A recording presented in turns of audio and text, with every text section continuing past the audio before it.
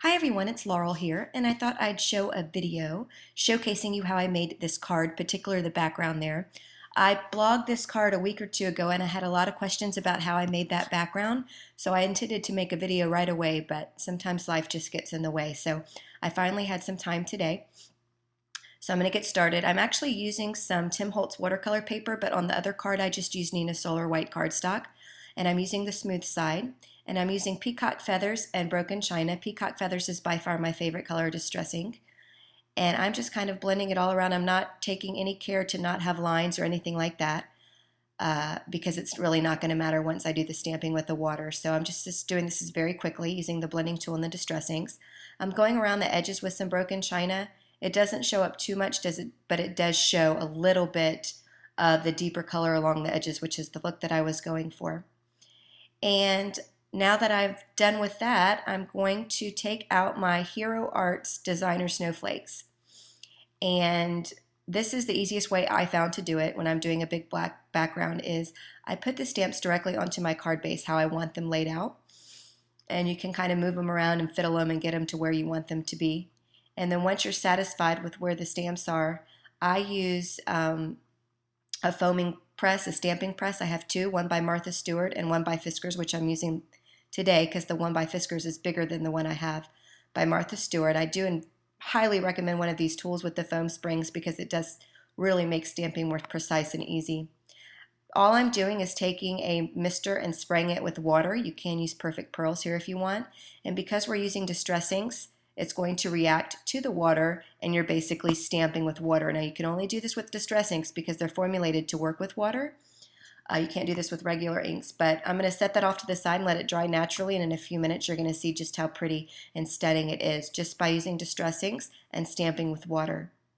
I die cut that little speech bubble with my silhouette, and I'm going to take my Spectrum Noir markers here and I'm just going to color them in. I'm using the chisel tip. I find it's great when you're trying to color large backgrounds. I'm not too worried about blending yet. I'm just trying to get a base coat down.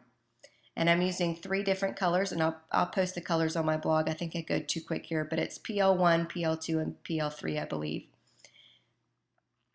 And then I'm just going to go in and just lay some color down however I like it. There's really, I'm not an expert with these markers. I'm just basically putting the color down and then going back in and blending, and eventually we're going to have a really nice look here.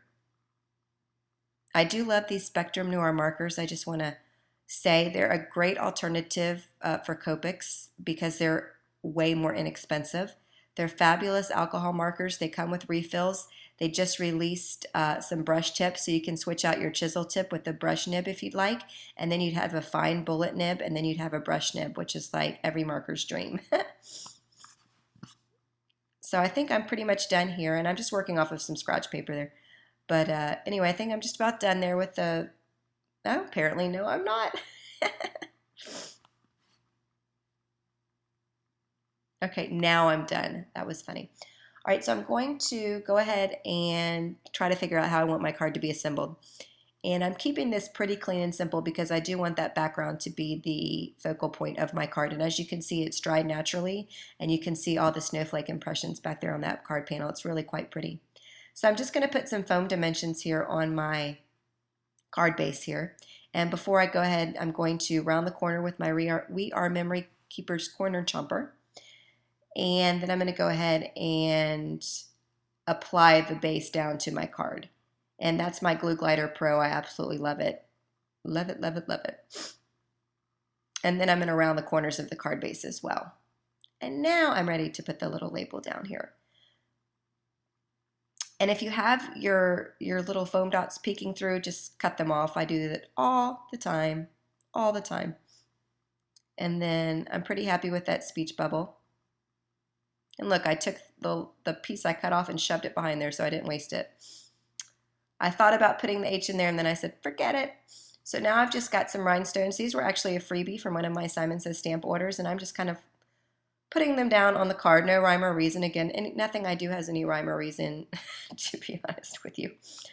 And the last thing I'm going to do is take my Wink of Stella glitter pen here in clear, and I'm going to apply a very heavy coat right over the speech bubble there, just to give that some shine. I'm really into the shine. I love my glossy accents. I love my Wink of Stella glitter pens.